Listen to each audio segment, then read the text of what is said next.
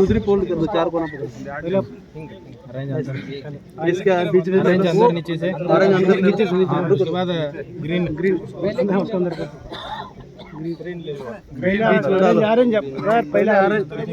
सही है, सही है। हाफ उधर से ले, उधर हाफ ले, अब इधर से बीच में आने दो। पूरे ले उनके मंजन साहब फोटो तो करें विठल सर तोरल मंजन साहब कर, मंजन साहब ಇಲ್ಲಿ ಬರಿ ಸರ್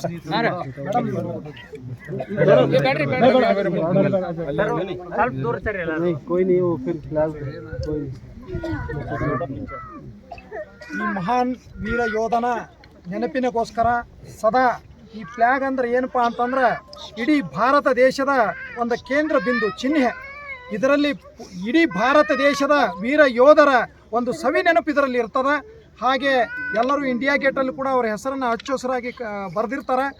ಈ ಊರಿನ ಎಲ್ಲ ಗ್ರಾಮಸ್ಥರಲ್ಲಿ ಮತ್ತು ಇಲ್ಲಿ ಬಂದಂಥ ಎಲ್ಲ ಬಂಧು ಬಳಗದಲ್ಲಿ ವಿನಂತಿ, ಈ ಫ್ಲ್ಯಾಗ್ ಅಂದ್ರೆ ಬಹಳ ಮಹತ್ವದ ಫ್ಲ್ಯಾಗ್ ಅದ.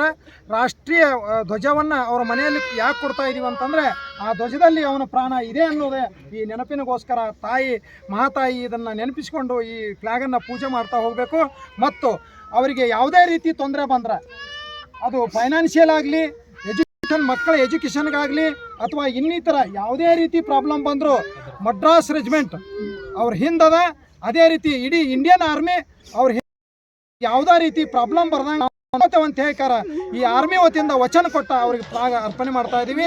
ಇವತ್ತು ನಾಯಕ್ ಸುಬೇದಾರ್ ಮಂಜುನಾಥ್ ಸಾಹೇಬ್ರವರು ಮೇಡಮ್ಗೆ ಫ್ಲಾಗ್ ಅರ್ಪಣೆ ಮಾಡಬೇಕಂತ ವಿನಂತಿಸಿಕೊಳ್ತಾ ಇದ್ದೀವಿ. ಎಲ್ಲರೂ ಚಪ್ಪಾಳೆಯಿಂದ